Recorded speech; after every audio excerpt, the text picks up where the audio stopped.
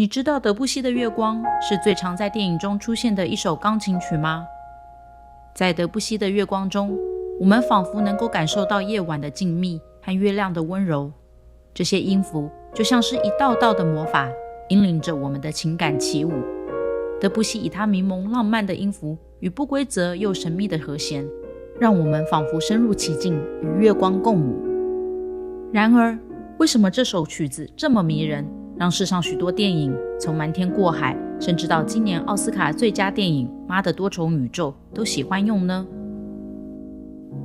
大家好，我是 Sherry， 今天要跟各位介绍一首非常浪漫的法国钢琴曲和法国印象派音乐大师德布西。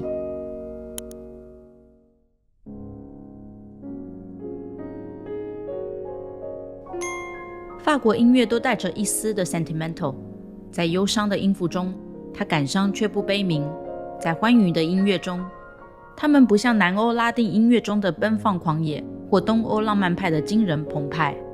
法国音乐不激进不极端，它优雅和谐却又幽默，它神秘深邃，却在一转眼间烟消云散。把烟消云散表现得最为透彻的法国音乐家就属德布西了。德布西是一位敢于挑战传统的音乐家，他不受浪漫主义时期作曲家的束缚，放弃了那些富有歌唱性的旋律，转而追寻印象主义和象征主义绘画派的神奇技巧。在19世纪欧洲，德俄系的浪漫派 Romanticism 以音乐倾诉个人情感，能为历史真理抱不平，也为崇高情操呐喊。处于在一个艺文爆发的革命时代，德布西却不曾做过如此伟大的音乐。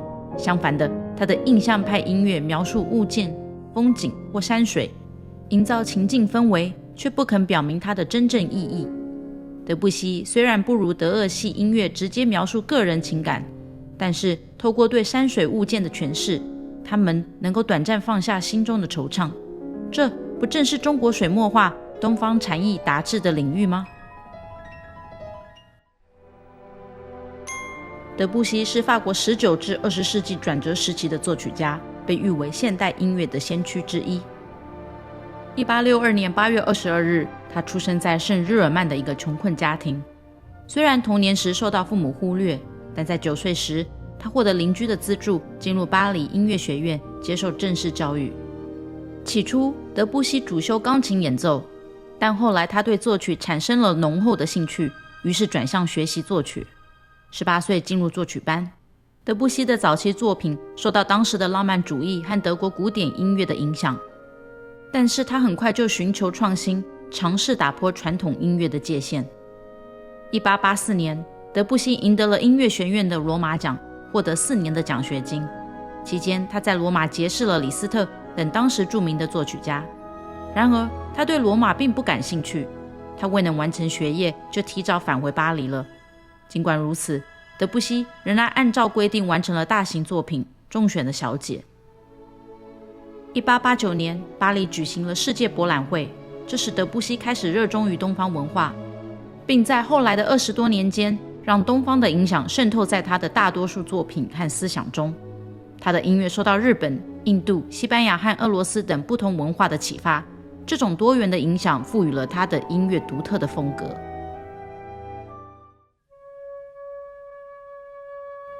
1893年，德布西写出了弦乐4重奏作品第10号。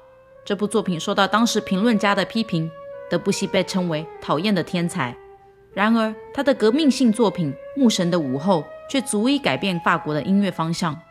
这部作品充满了超越传统的和声、旋律和节奏，并且采用了印象主义的方法，引领了一场音乐界的革命。此后，德布西创作的新歌剧《佩利亚与梅丽桑德》也大获成功，使德布西第一次尝到名利双收的滋味。1905年，德布西创作了《海》，这部作品被视为象征他成为印象派的领袖。德布西将自然中的永恒神秘感融入音乐中，并尝试通过音乐来描绘自然的景象和情感。这种崭新的音乐风格在当时引起了巨大的轰动，并影响了后来许多的音乐家。然而，德布西的成功并未带来财富，经济上的困扰挥之不散。不过，德布西的音乐才华在当代和后代得到了高度的评价，他的音乐被称为是非尘世的、梦幻般、闪烁缤纷色彩的。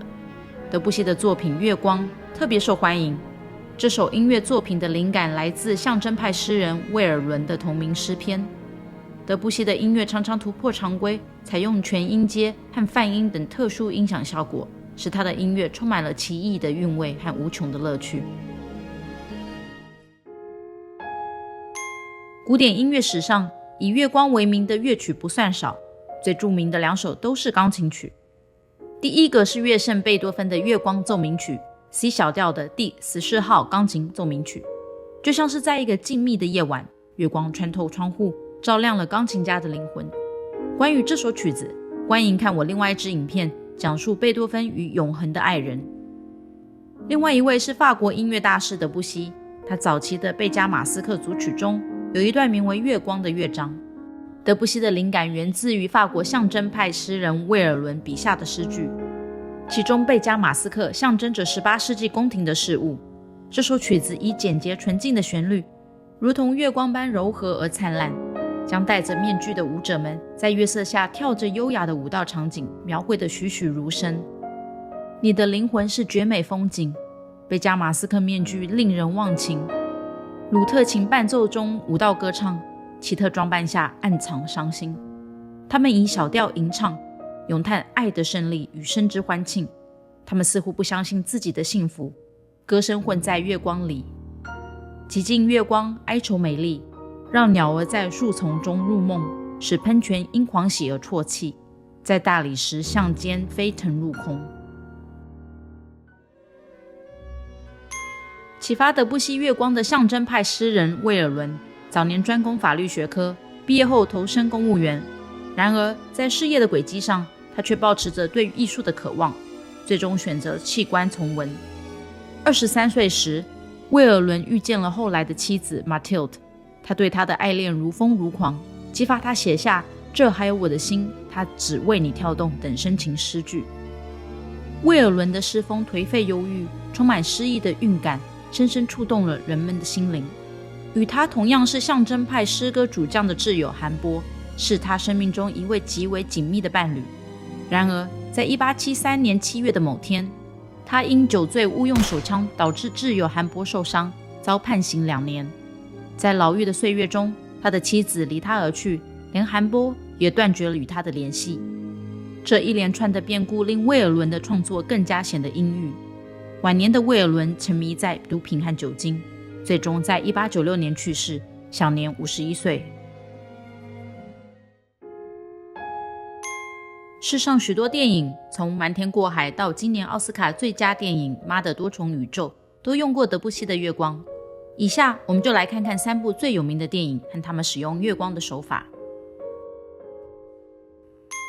Frankie and Johnny 是一部1991年上映的浪漫喜剧电影，由 Gary Marshall 执导， Al Pacino 和 Michelle Pfeiffer 主演。故事描述了一个女服务员 Frankie 和一位厨师 Johnny 之间的爱情故事。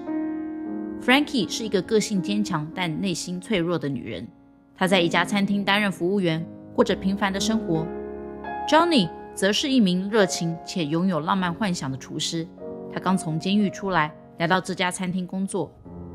2人在餐厅里相遇，最初彼此对对方都没有太多的好感。然而随着时间的推移，他们渐渐开始互相了解，并且发现彼此的内心深处都有着伤痛和渴望。他们之间的感情逐渐升温，开始陷入一段热恋。令我印象最深刻的一幕是片尾，我永远记得 Frankie 和 Johnny 濒临分手时，电台播放了德布西的月光。那美丽的音乐舒缓了气氛，也融化了2人的心。在片尾， Johnny 和心灵受创，既期待爱情又害怕受伤的 Frankie 一起看着窗外整座城市由黑慢慢变亮。伤痕累累的2个个体因相遇，由原本的残缺渐渐完整，由否定迟疑转而怀抱希望。最后这一幕配的就是德布西的月光。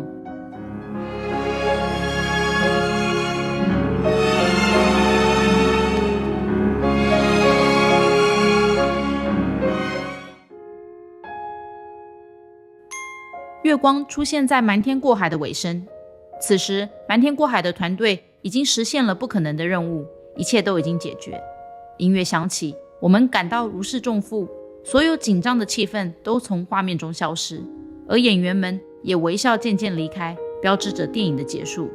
George Clooney 饰演的 Danny 因为违反假释规定而被带走，但 Tess Danny 的老婆却被他为证明自己的爱所付出的努力而感动。这时管弦乐随着音乐起飞，用每一种情感牵引着我们，从宁静到爱。在这里我们听到的月光是管弦乐的版本，搭配着 Las Vegas Bellagio 喷泉的镜头，演员们一一离去。月光的作用让这部原本充满精彩、搞笑、紧张的动作片瞬间化为夜色的平静与安宁。你说这样的安排是不是很完美呢？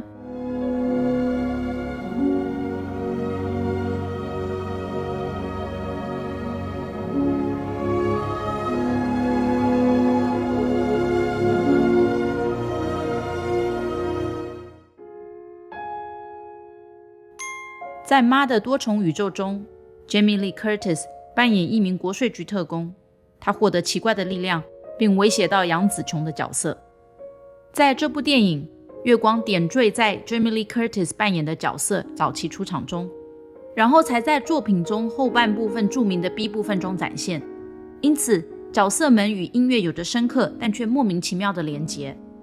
后来我们才意识到，原来月光是被作为爱的象征。杨紫琼饰演的角色从神秘的多元宇宙中召唤出她，将她成为超能力，以一劳永逸的方式击败了邪恶的 Jamie Lee Curtis。 杨紫琼扮演的角色并不真正相信她可以爱这个可怕的人，但最后她做到了。作为克服仇恨和焦虑的象征，德布西这首月光完美地发挥了作用。 I feel nothing. I feel.